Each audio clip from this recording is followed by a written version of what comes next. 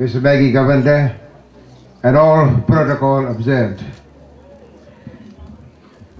After India achieved independence in what was described as the greatest peaceful revolution in world history, Pandit Jawaharlal Nehru addressed the General Assembly of the United Nations.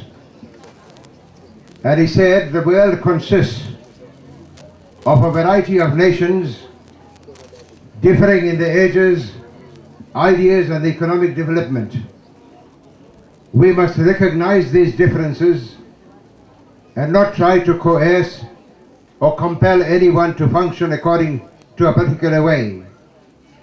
Once there is an attempt at coercion, then the seeds of trouble and the seeds of war are sown.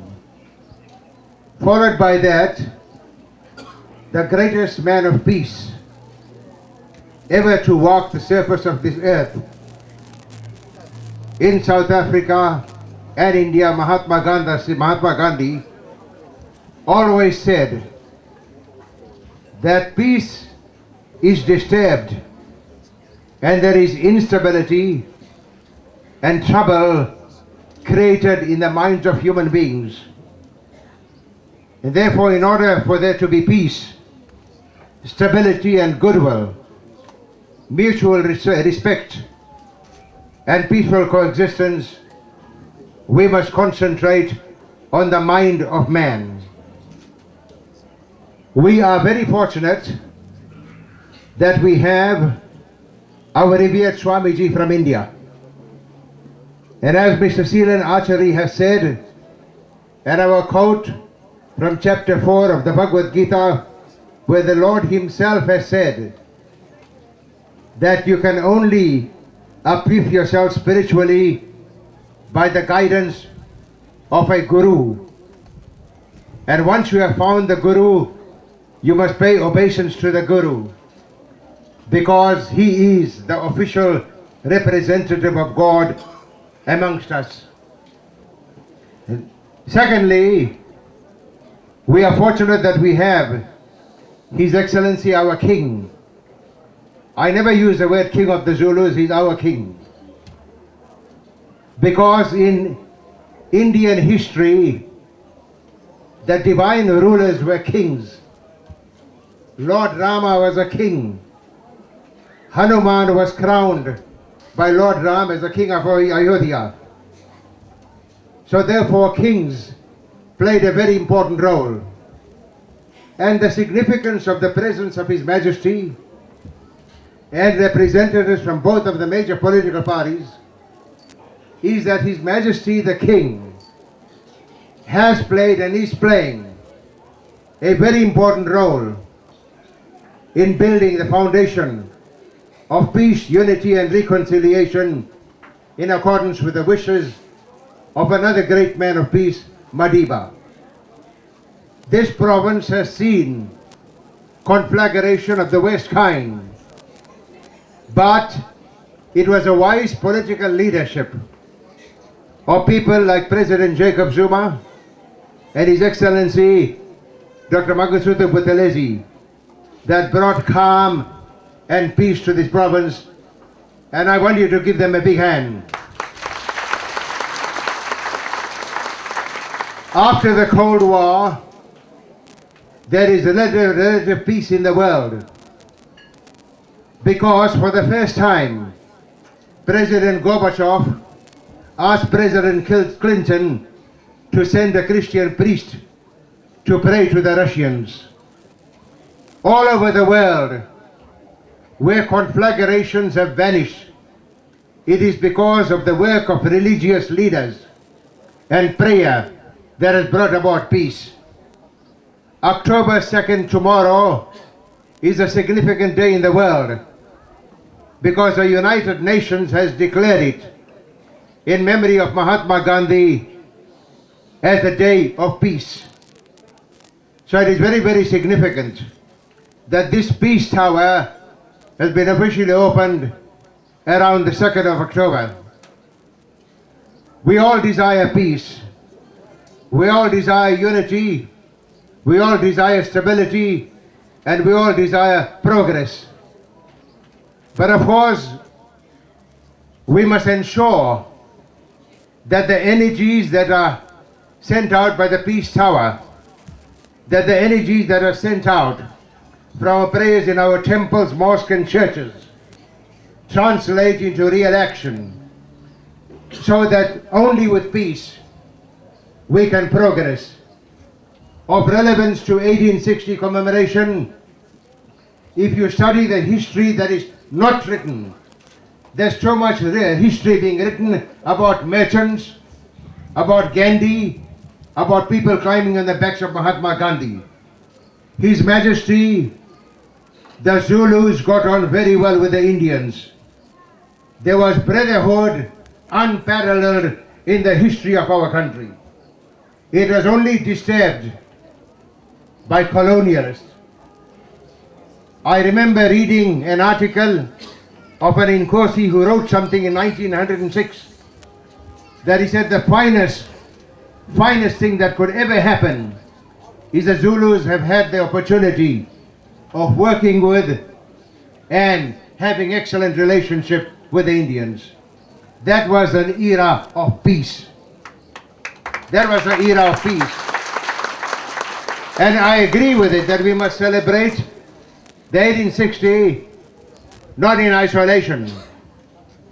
In 1908, a very great pacifist, the man who taught Gandhi politics, the founder of the Indian National Congress, came to this area. And he met Mahatma Gandhi, and together with Bambata, they fought against the poll tax. The fact that these people united has never been written in our history and not been mentioned. And they met at the Sangha Institute. Dr. Buthelezi, Dr. Duber's speech appeared verbatim in the Indian Express in India, but nothing appeared in South Africa. So, peace comes from the mind of human being. We must think positively, look at life positively, don't look at anyone negatively.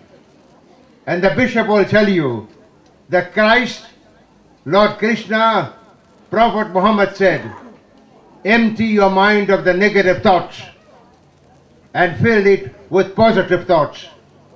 If we have peace, we have unity, like what happened in 1858, this province can grow, it can flourish, and will be the envy of the country. And united, we must make a declaration, united, we are going to achieve it. We're going to show South Africa that KwaZulu-Natal was great, it is going to be great, and it will be the envy of the world. Namaste, Chandanane, Dhanyabad, welcome, thank you. We thank Mr. Rajbansi for his most inspiring message. It is always a delight listening to you, sir. We now humbly ask our revered Swami Vimalananda Ji Maharaj, the world president of the Divine Life Society, to deliver the keynote address. Pujya Swamiji.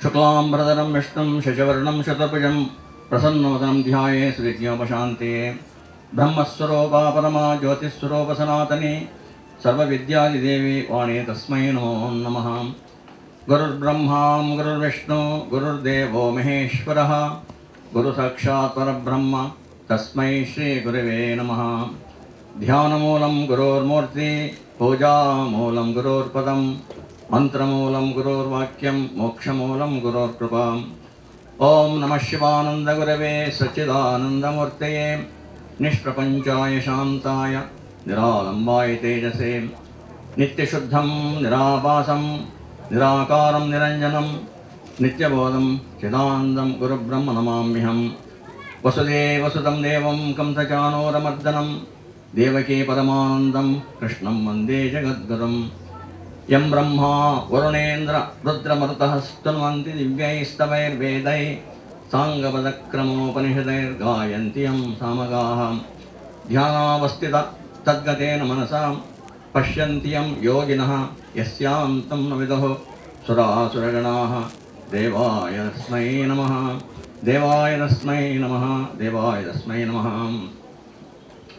My reverential and worshipful homage to the sacred Samadhi of Satgurudev Sri Swami Sivananda Maharaj, the founder of the esteemed institution called the Unveiling Society, at the banks of the holy river Ganga and the Himalayas. My homage to the sacred memory of very revered Sri Swami Sahajananda Maharaj, the spiritual head of the Unveiling Society in this country for many years. His Majesty the King, Her Majesty the Queen, Honorable Prime Minister Buthelesi, who is sitting by my left side, and Blessed Divinity, I thank you all very much for having given me this opportunity to be here today. Before I say a few words, I'd like to confess that I'm not a speaker, I'm not a lecturer. By the grace of the Divine and the blessings of so many noble souls like you, I had the good fortune to sit at the feet of two great masters. One was worshipful and beloved Swami Sivananda Maharaj, at whose feet I sat for more than 10 years, from the year 1953 until he merged in the Supreme in the year 1963. I never missed his satsang. Then I sat at the feet of Sri Swami Chidananda Maharaj, the world president of the Unveiling Society, before I came to this position, and for 40 years.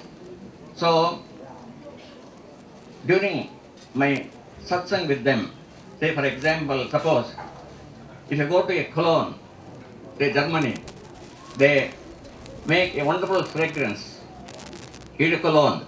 It is a huge factory. When you go there, people take you up a conductive tour of that place. You have to spend 1 hour, 2 hours to see the whole thing. When you come out, some fragrance stick to you also. That is what happened to the servant. By associating with them, some of their purity, some of the simplicity stick to me. Swami Sivananda Maharaj was a noble soul person with full of love in his heart. He had only one aim in his life, and that aim was how to make others happy. So many people with so much distress, sorrow, they came to him. When they came to him and had their satsang, their sorrows was removed. He brought joy and sunshine to countless people all over the world. People from all parts of the world came to him, attended satsang. People, Holy Master Swami Sivananda did not have any distinction between this race or that race, between this nation or that nation, between this community or that community. He saw one divine spark in everyone. People from all parts of the world came to him to pay their homage, and people came from such nation whose language he did not know, nor he knew their language, yet, but when they met, they felt oneness with him. People came to him from every walk of life. Dignitaries, first President of Free India, they came and paid homage to him. Ministers, student union leaders, politicians, they all came and paid their homage to him. In spite of receiving so much honor, Holy Master ever remained simple and humble. He never think that something extraordinary. So, before he came to Rishikesh, Swami Shivananda worked as a doctor in Malaysia for 10-12 years. When he saw so much distress, so much unhappiness all over, he thought, what is this life? So this brought a transformation in his nature. So he thought, I must find something. So one day he decided to leave everything and came away all the way to Rishikesh, plunged himself for 10 long years in severe austerities and elimination. He did not want to start an ashram. He wanted to just remain under a tree. But yet, some of his followers, Maharaj, you must have an institution so that we can come, be with you, so we can give your teachings. That was how in the year 1949, for the first time, revered Swami Sahajananda Maharaj attained Gurudev's feet, and then later on he came several times. So Guru Maharaj said, life is very, very precious. It is very difficult to attain this human birth. After passing through 84 janaras, ultimately we obtain this human birth. Having taken such human birth, if it is not placed for the higher purpose, then such a life lived in vain. No purpose is served. Animal has hunger, man also has hunger. Animal also sleep, man also sleep. So if our life spent in this way, in what way we are better? So Holy Master said, very difficult to get. So it is not necessary for each and every one of you to come to the Himalayan caves to practice your sadhana. Wherever you are, whatever you are doing, and you can divinize all the actions that you do. Every morning when you wake up from the bed, instead of rushing to your work, sit there and then thank Him, thank the Lord for have given me this wonderful day. So whatever I do, right from the moment of my waking until I retire to bed, all the actions that I do, O Lord, I offer unto Thee as Thy worship. So if you perform your actions in the Spirit, you are always in Him. It is not necessary for you to go to the Himalayan cave, because He is all pervading. There is no place where He is not. He fills every aspect of this place. I shall like to repeat to you on the universal prayer of Swami Sivananda Maharaj, which you will find on the peace pillar. O adorable Lord of mercy and love, salutations and prostrations unto Thee. Thou art omnipresent, omnipotent and omniscient. Thou art Satchidananda. Thou art the indweller of all beings. Grant us an understanding heart, equal vision, balanced mind, faith, devotion and wisdom. Grant us inner spiritual strength to resist temptations and to control the mind. Free us from egoism, lust, greed, anger, hatred and jealousy. Fill our hearts with divine virtues. Let us behold Thee in all these names and forms. Let us serve Thee in all these names and forms. Let us ever remember Thee. Let us ever sing Thy glories. Let Thy name be ever on our lips. Let us abide in Thee forever and ever. O Lord, let us abide in Thee forever and ever. If you remember this one prayer, it is enough for life. The word indweller of all beings, because there is no place where He is not. He fills every aspect of this place. Just as we are sitting here, there is one element without which we cannot exist. You cannot catch it by your hand. You cannot put it in your pocket. What is that element? The air that we breathe. So it very much is there. So I pray to Sadgurudev Swami Sivananda Maharaj, his benedictions and blessings be upon each and every one of you present here. May your life be full of peace and happiness. With this, I conclude. Sadguru Maharaj ki jai.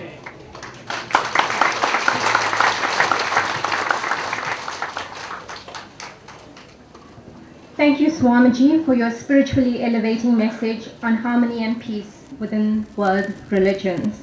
We shall now listen to the address by the Premier of KwaZulu-Natal, Dr. Zweli Mkhize, that shall be delivered by the MSc of Public Works, Mrs. Maggie Govender. His Holiness Swami Vimalananda, His Majesty King Goodwill Zwelithini, Her Royal Highness Prince M.G. Buthelezi, the Deputy Mayor Councillor Logi Naidu in his absence, the Leader of the Minority Front Mr. Amichan Rajbansi, members of the Provincial Legislature and leaders, representatives of local governments, Mr. Ishwar Ramlutchman and Mr. Dennis Govender, co-organizers of this event, political, cultural and religious leaders, friends, well-wishers and all protocol observed. Indeed, today is an auspicious day. We are meeting on the eve of the International Day of Non-Violence, as has been declared by the United Nations. We're also meeting in a place of great significance in Pheonix, where Mahatma Gandhi did much of his work when he was here in South Africa. So we are surrounded by the aura of peace, and we walk in the footsteps of those who lived before us. Today is one of those occasions in the life of KwaZulu-Natal which places this province and the country firmly on the road to lasting peace. Peace becomes a non-negotiable in the life of a country when its people realize that we all have the capacity to contribute to the building of a better country. Peace becomes a necessity when we realize that without peace, our country cannot grow, and without peace, our people cannot prosper. Here in Pheonix, we are blessed to be witnessing one of the chosen places in our country to host the 8 Sivananda pillars that pay tribute to Swami and the Divine Master. The Sivananda Peace Pillar is already a great source of inspiration for all to remember that peace and love are greater than all of us, but in all of us. By this example today, we are reminded that greatness comes from receiving and from giving. Greatness can come from all of us if we strive enough to make others achieve their own greatness. In providing the infrastructure necessary for others to survive and prosper, this project creates the space for others to move towards their own greatness. We are part of a historic occasion to honor the memory of His Holiness, who in life was one of the most outstanding citizens of this country. Swami Sahajananda's greatness was personified in his humility. His great work demonstrated that service is one of the greatest honor human beings can pay to other human beings. The Sivananda Peace Pillar declares Sri Swami Sahajananda one of the greatest South African spiritual leaders. This pillar will serve as a reminder to future generations of the importance of service in the process of building human beings, communities, a province, and ultimately a wonderful country such as ours. During our former president's 92nd birthday, Dr. Nelson Mandela was presented with a replica of the Peace Pillar commemorating International Mandela Day. Madiba was most impressed by this peace initiative and supported the project since peace and reconciliation are close to his heart. We also acknowledge the support that has been given by the United Nations, the Amafa Heritage Council, His Holiness the Dalai Lama, President Jacob Zuma, Prince Buthelezi, Swami Vimalananda, and His Majesty the King. As government, we would like to salute this initiative of the installation of peace pillars in our country. The Sivananda Peace Pillars will be a source of inspiration to future generations as they demonstrate the universality of all world religions. They shall assist in promoting peace and harmony in our province. We are honored to be here today to pledge our support for this project of installing Sivananda Peace Pillars in our country. We add our voice of encouragement to those responsible for continuing the legacy of a great soul that has walked on South African soil. We salute you and we thank you. It now gives me great pleasure to call upon Prime Minister to the Zulu Nation, Prince Mangosuthu Buthelezi, Shenge.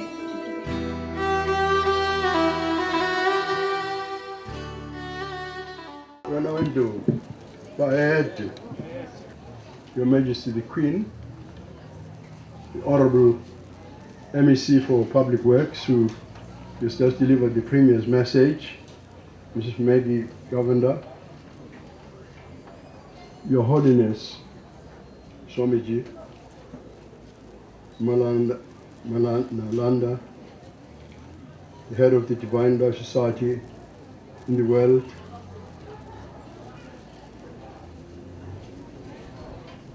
the chairperson of the Ganesha Temple Society, Mr. Dennis Govender, the honorable members of Parliament present, and the leader of the Minority Front, in particular Mr. Amechan Rajbansi, other religious leaders present, my brothers and sisters. I wish to thank Mr. Ishwar Ramlutchman and to thank you, Madam Director of Programs, Mrs. Ramlutchman, for inviting me to participate in today's unveiling ceremony. I had the privilege, Your Holiness, of participating in the unveiling of the first Sivananda Peace Pillar in Mbangeni in December last year, together with His Majesty the King of the Zulu Nation, who is present here today, and the Honorable Minister of Transport, Dr. Ndebele, and the head of the Nazareth Baptist Church, represented today by Dr. B.V. Mteto, who was then, and the Mayor of Mhlatuze, Mr. Ngai, and Mr. Ramlutchman.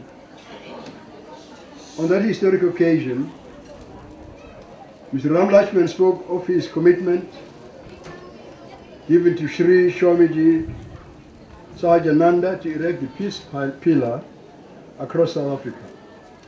Rather, peace pillars throughout South Africa. Today we witness the next step in Mr. Ramlutchman's fulfillment of that commitment. Mr. Ramlutchman has always given us cause to admiration, not least because he is a man of his word. Regardless of the difficulties and obstacles he has faced, he has honored his faith and has been exemplary in his commitment as a believer in the Hindu religion. The commitment he made to our late Swamiji is not merely an empty symbol of allegiance, but an expression of his genuine goodwill towards his fellow men and his love of country. Mr. Ramlutchman has been an example to all of us in this province in the extent to which he is committed in serving our King and the people of this province. To me, he is the symbol of what the late Swamiji Sahajananda was to all of us. Because the service that was rendered by the Divine Life Society to our people is not known by younger people today. Through His Holiness Swamiji Sahajananda, thousands and thousands of classrooms were built for African children in this country, and also other facilities such as for instance, clinics. The first Sivananda Peace Pillar is inscribed on one side with the teachings of a multitude of world religions. These teachings have been chosen to reflect the universality of world religions in promising peace among men, in promoting peace among men. There is indeed much more than that which binds us as human race than divides us. And we have appreciated the words of Mr. Amichan Rajbansi about the cordiality that exists between our communities. And what I've quoted just now, in fact, is a concrete demonstration of that cordiality, the service that was rendered by the Divine Life Society to our people.